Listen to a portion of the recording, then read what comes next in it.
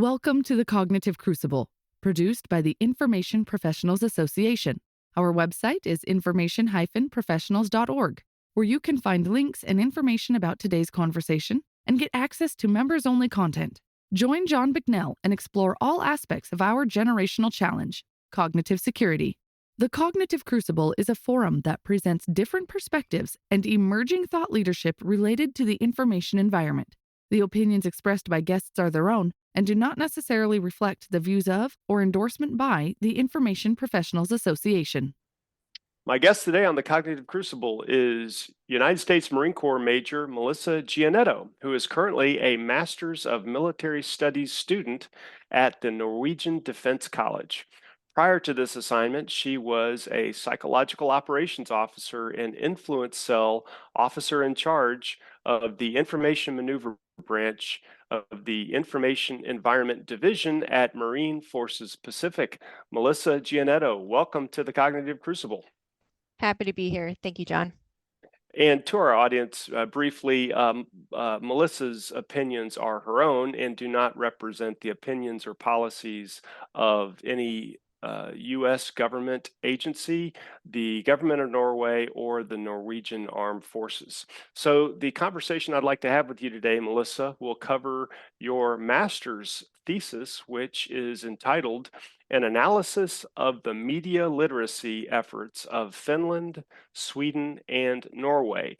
And to our audience, again, once Melissa has a link available to her study, we will be sure that there is a link available for those who'd like to check it out and read it.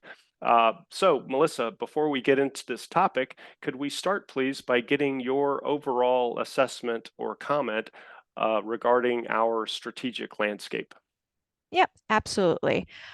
Misleading or false information online coupled with emerging technologies such as artificial intelligence in the creation of false images or large amounts of fake social media accounts are created nowadays with the purpose to inflame hot button issues. The viral spread of emotionally provoking information can create divisions in a population and hinder healthy debate on topics. Images that are developed using AI are created in a way to provoke an emotional response and deceive users from knowing the truth surrounding events. These images and videos nowadays are sophisticated and sometimes difficult to determine its authenticity. These factors are concerning from a political and strategic environment because these factors can erode public support for political and military objectives.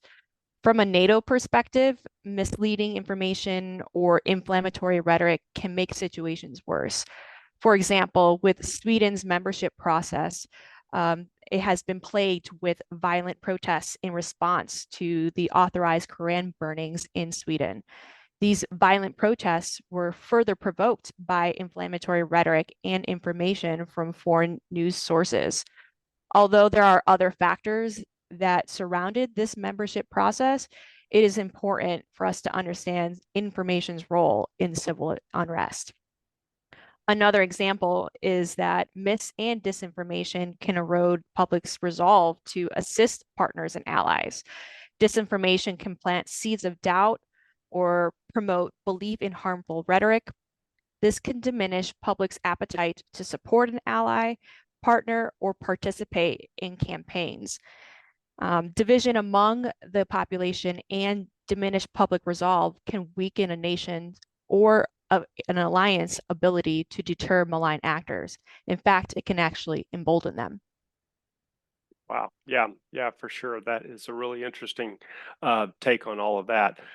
So, as we mentioned at the top, we're going to discuss your thesis, which surrounds media literacy efforts of 3 different countries, Finland, Sweden, and Norway. Why did you choose this topic, and what do you mean by media literacy? Information operations and influence operations normally focus on external audiences or the adversary. There is little focus on our own cognitive defense. And I wanted to build off of the work of my colleagues that have done their master thesis on media literacy for the military. I have seen some public backlash on any cognitive efforts for the US population because foreign propaganda or disinformation has portrayed it as the government trying to conduct mind control. And so I found that very concerning. So I wanted to see how other nations are getting the rollout and implementation of media literacy correct. I have read articles about Finland being very successful and having a high media literacy rate, and that they are an example for the United States and other countries to follow. While being a student at the Norwegian Defense College, I had the opportunity to attend the Påvirknings Conference, or the Influence Conference that was hosted by the Norwegian Defense Institute, or the Defense Research Institute. During this conference, they talked about it discussed issues regarding foreign influence, emerging technologies, and efforts to combat disinformation and misinformation. During this conference, there was one guest from the Psychological Defense Agency of Sweden who spoke about Sweden's efforts to educate and build cognitive resilience in their population, and that cognitive resilience support to their total defense concept. At that point, I decided that I needed to research the efforts of the Nordic countries, so Finland, Sweden, and Norway. I had this unique opportunity to do my research in Norway as a student of the Norwegian Defense College, and I wanted to use this opportunity wisely so that we can learn from our partners and our allies. To your Excellent. question, Yeah. what is media literacy? Through my research, I found that each country has their own definition, their own specific term, and scope for what media literacy is. So I will use the European Union's definition for media literacy as I used in my master thesis. So that is the skills, knowledge, and understanding that allows citizens to use effectively and safely the use of media. It provides them the skills and knowledge necessary to critically assess and create media content responsibly. Media literacy equips citizens with critical thinking skills required to exercise judgment, analyze complex realities, and recognize the difference between opinion and fact. These media literacy skills include source criticism, reverse image search, lateral reading, understanding the tactics and techniques used in disinformation. Now, some would argue that media literacy will just make users very skeptical of the media in general or all information that is out there. However, in contrast to that view, media literacy helps users recognize the tactics and also helps them build healthy habits such as click restraint and reposting restraint. What I mean by click restraint and reposting restraint is when users recognize false information or questionable headlines in a post, they refrain from clicking on those links, or if they have already read that post, they refrain from reposting that and containing the information and not letting it go viral. Media literacy also helps users recognize their own online echo chambers. What I mean by echo chambers is those online social networks that users have where their social network is mainly like-minded persons, like-minded users that keep circulating the same type of information. And sometimes that same type of information is misleading or disinformation. So that can be very harmful. So media literacy promotes critical thinking, but it also promotes personal responsibility. Wow. Where did you say again, Melissa, that you got your definition from? What was that again? It is the European Union's Okay. definition. I see. Yeah. Wow. Yeah. So media literacy, really goes beyond, simple information consumption, but the whole behavioral and habit space about how people go about consuming, selecting, understanding their own biases, and it really becomes a in, introspective kind of an analysis that is inherent upon each individual to maintain. Would you say that that's at least part of the project for me of Yeah. media literacy? Yeah. Yes, because media literacy is not meant to be the ultimate solution or safeguard against disinformation. But if we can get a part of the way there by taking personal responsibility, by not going to those harmful websites or containing the virus, by not respreading it elsewhere, um, it is not meant to be a panacea or the ultimate solution to disinformation, but together with other defensive measures such as cyber and fact checking, we can combat and contain the harmful effects of mis and disinformation. Right.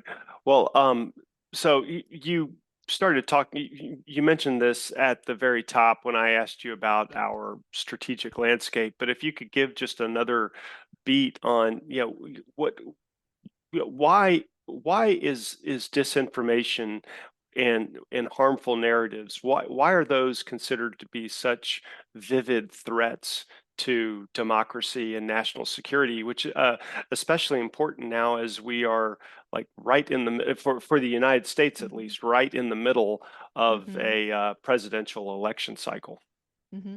Absolutely. False and inflammatory rhetoric increases divisions within the population. Viral falsehoods gather more attention and they trigger strong emotions.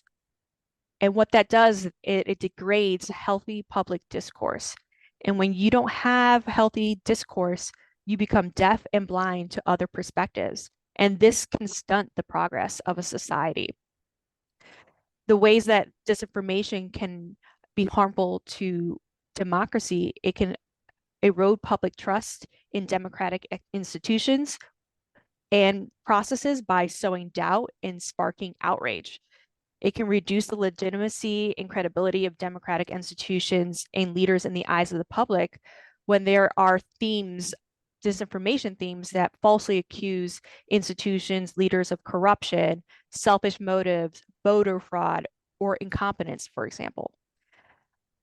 Disinformation can disrupt the democratic process by muddying the information environment where voters go to get their information to make the informed decisions in an election.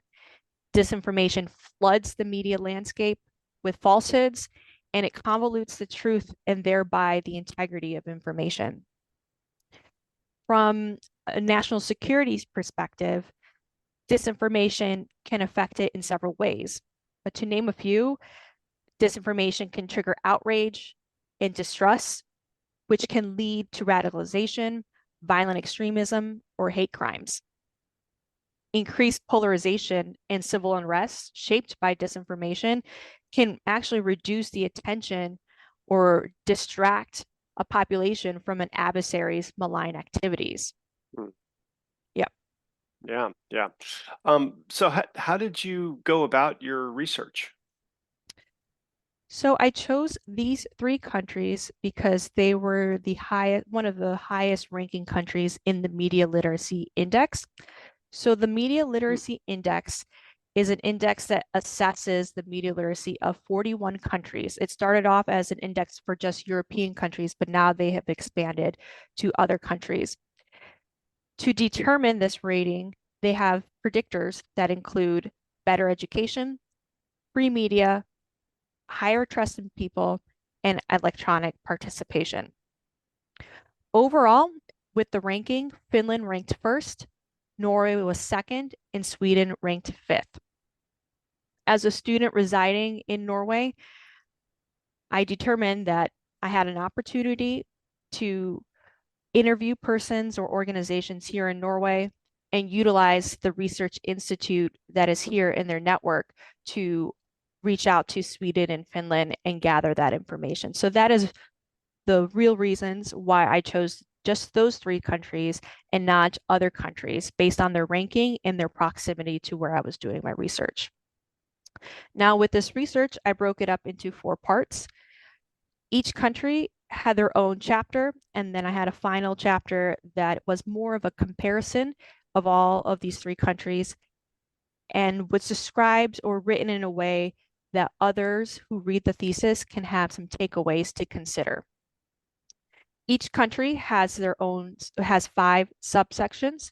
Each subsection was designed to build off of the previous section. So the first section I had was history, which describes the motivations and how those countries got to where they were with their media literacy efforts. It is really important to understand what led them to want to create a media literacy effort and get the ball rolling as fast as they did and effectively. The second chapter, or the second subsection, is policy, which includes legislation, regulation, and framework that guide the implementation of media literacy efforts. Are these items necessary, helpful? Are they cumbersome in implementing media literacy? Are these items essential to get the ball rolling with media literacy efforts? Those were the kind of questions I wanted to answer with my research. Mm-hmm. The Yeah. next, go ahead. Sorry to interrupt. Just to our audience, real quick, while you were explaining that, Melissa, I just Googled the Media Literacy Index real quick, and we'll put a link to the show notes to that website. So please continue. The next subsection is roles, responsibilities, and implementation section. It describes which stakeholders, either from the government or across the sectors, have a role in promoting media literacy in that country and who is accountable for certain tasks. What are their methods for carrying out their training? Is there something to be replicated in other countries? What is working for them and what is not working for them? And as a good staff officer, my next subsection, I had to include financing. I needed to understand how it was funded. You can throw up a great idea, but the next question is going to be, how are we going to fund this? So I wanted to discover how these countries were implementing and how they were funding these efforts. And the final subsection is evaluations. Again, as a good staff officer, you must have MOEs and MOPs. So I wanted to understand how these countries were assessing their own efforts and also if their media literacy efforts were actually effective in helping individuals or users identify or discern from fact or fiction. I conducted interviews and email correspondence with media literacy professionals and researchers in each country, and translating the government policy documents and budget letters and curriculum to better understand and provide input for the previous subsections that I had mentioned. Right. Yeah, back to that website that I mentioned just a moment ago, and that you mentioned as well, Melissa, the Media Literacy Index. So they've got a a nifty map of, I guess, primarily European countries, but all the way to Turkey as well. And it's color coded, so you've got Finland and Sweden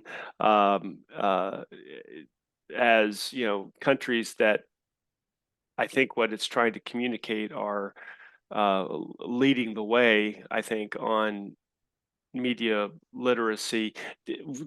Did your studies or findings suggest any reason why those countries tend to be, I mean, this is probably not the best word, but more advanced relative to media literacy compared to many others?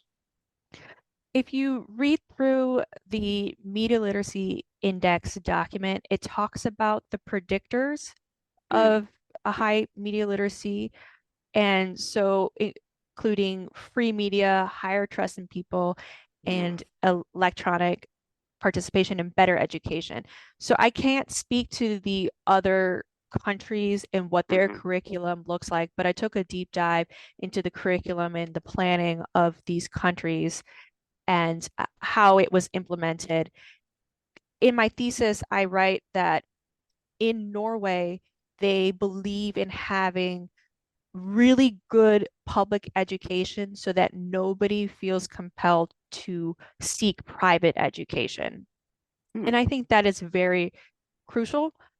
And then as somebody who resides in Norway, I have noticed that there's a lot of transparency with the government and their constituents in comparison to what I've seen in the United States. So there's a higher trust in people. And then just regular day to day, there's a higher trust in people. If you leave something on the ground or you lost something, you can be sure that it's going to be there when you go back to find it. There's that type of society here. So I can't say that Sweden and Finland are a mirror image of what Norway is, but it would be safe to assume that they have similar values. I'm not saying that the other countries don't have those other values, but what I have seen is there is a high trust in people from me just residing here in Norway this past 18 months. Awesome. Well, so what are some of your other key findings that you want to share with our audience? The first key finding that stood out to me was that these countries establish media literacy in education as early as kindergarten. They develop media skills associated with content creation or self-expression because these children learn how to use mediums such as tablets to self-express and create content. The next step is to build healthy media habits, which is appropriate screen time, anti-cyberbully or anti-hate speech, to click restraint and reposting restraint. By grade 7, source criticism is introduced. Media literacy is not a one-time vaccination. Reoccurring training over a long period strengthens the student's inoculation against disinformation and diminishes skill decay. And what I mean by skill decay is that over time, the skill or the knowledge can diminish if you don't continuously use that knowledge. But if we have students that are receiving training K through 12, they have a good foundation of that knowledge. When students graduate, they know where to find and update their media literacy information and are better equipped to face a convoluted information environment. By the time they can vote and actively participate in a democratic society, they are more prepared. Another point that stood out to me was that these countries involve parents and guardians in media literacy education. For example, Norway uses a tool called SNAK or discussion cards that give some questions for the parents to guide a discussion around the dinner table or at home about media literacy or what their kids come across on their mobile phones. This is the intent of not having the parent talk at the kid or the child, but instead drive a discussion, have the child explain their reasoning of why they chose to follow or why they chose to repost or why they thought something was funny or why they thought something was true. By having the student or the child defend their reasoning, they can come to certain conclusions in a better way and not feel like they are being talked down to by the adult. Another good byproduct of this is that the parents also learn about media literacy and are involved in their child's training instead of feeling that the government is telling their child what to do or what to think. They have some stakehold or ownership in their child's education and their cognitive resiliency. A third point that I found very interesting is that these countries establish a responsible agency and a central coordinator. Media literacy efforts is a big task. So it requires somebody to be responsible and accountable for the implementation of media literacy efforts. This mostly comes from the cultural departments of media or audiovisual authorities. So for Finland, they have the National Audiovisual Institute. For Sweden, they have the National Media Council. And for Norway, they have the Media Authority. These agencies are responsible for coordinating and monitoring the implementation of media literacy. They also serve as a touch point for educators and stakeholders. It helps them navigate through the resource. What I mean by that is some teachers do not feel comfortable with teaching about media literacy. Many of them are not very savvy with TikTok and are a little bit concerned or not confident to teach younger students about safe internet use or of their social media content. So what this does is gives you have a touch point that gives these teachers the resources that they need and the support they need to implement and guide these discussions with their students. Mm. I'm curious, does your research suggest that Nordic countries take media literacy more seriously than, say, the United States does? And if so, why do you think that is? Okay. Both the Nordic countries and the US take media literacy and disinformation seriously. But the Nordic countries have taken the next step. What is interesting is that Finland and Sweden, as EU members, are directed by EU Directive 2018 and 1808 to develop and promote media literacy in their countries. In turn, they need to report their implementation measures to the European Council. This council keeps track of 547 media literacy projects and 189 media literacy networks. Having an international network builds robust knowledge base, and it also gives these countries a good starting point. These countries also are smaller, and their education system has a national curriculum, which makes it much easier to manage than 50 different state curriculums like we have in the United States. But I will point out, however, that there are several states in the United States, such as New York recently, that are implementing media literacy in schools K through 12 in an effort to mitigate the effects of disinformation. Additionally, the State Department has an excellent manual for media literacy efforts. However, that manual is written for other countries to consider, and it's not an internal document. Gotcha. This is one of those like so if you've got your elevator pitch, you're in the elevator with a senior U.S. or senior government leader or military leader. What are the kinds of takeaways that you would want to communicate to these types of individuals relative to media literacy? For government leaders, establishing a national network for a unified effort in media literacy is important. Disinformation is a whole of society problem. Therefore, it requires a whole of government and a cross-sector effort. It is not the burden of the education department or the DoD alone. A network can synchronize efforts, reduce redundancies, and share updated knowledge.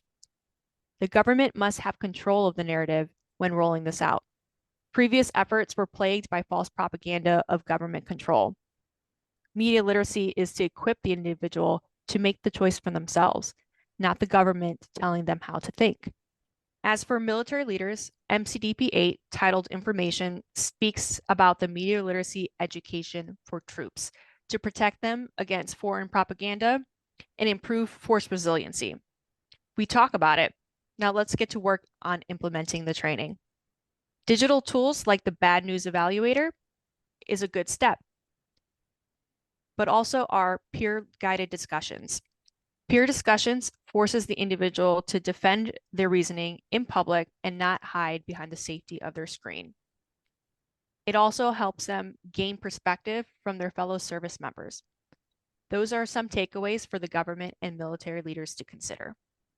Wow. Well, Melissa, this has been, I mean, you've done an amazing and important study here that I think will be a fantastic resource for students and practitioners and government officials that are looking to implement and build upon these efforts that you've studied within the European Union. Are, are there any other closing thoughts about your study that you'd like to share before we go into a lightning round and close things out? Yes, one unique finding that I discovered was unique to Sweden is the Swedish Psychological Defense Agency. This agency was established to strengthen the population's resistance to foreign influence, especially when it comes to the civil defense of Sweden.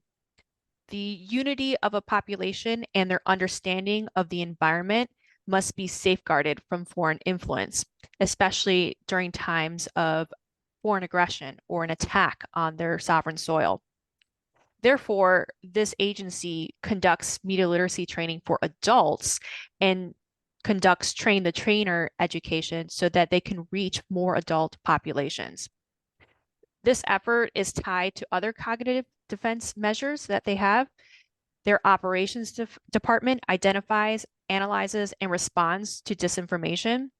They regularly communicate to the public to spread awareness on the latest disinformation and tactics that are in circulation. This is also something that Norwegian information professionals are discussing and hope to replicate in their own country. Excellent, excellent stuff. All right, well, let's go into our lightning round here, and then we will close things out. So lightning round, 30 seconds to 60 seconds per response, something like that. And it's all related, I think, to your studies. So first lightning round, the competition for attention. There was a Norwegian article about the youth preferring to receive their news surrounding the Israel-Hamas conflict from TikTok. They wanted to be in the know as things were happening. They didn't want to wait for the news to be verified. Here we see a competition for attention between credible journalism and content creators. How do credible journalists compete with that?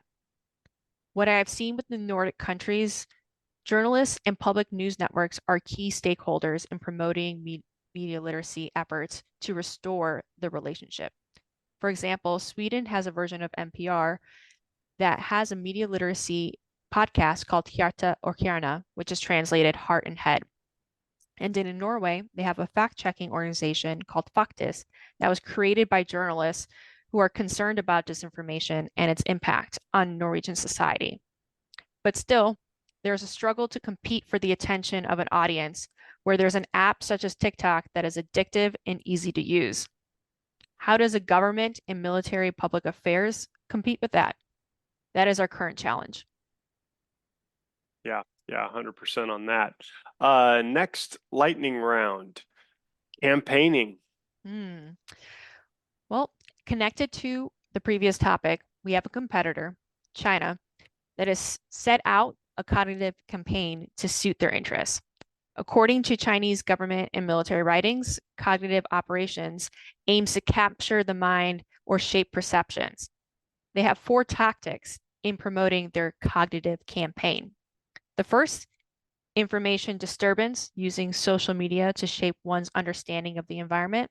The second, discourse competition, which can be trolling with the aim to flame or increase division and sow doubt. Third is public opinion blackout, which is an oversaturation of specific narratives. Fourth is block information, which is blocking information flow by technical or physical means. This is a cognitive campaign that is set over a period of time to shape opinions and perceptions. Therefore, we need to build cognitive resilience in a population coupled with other defensive measures. Okay. And last lightning round, the developing world and influence. advances in AI have a role in influence. AI does have benefits with improving efficiencies.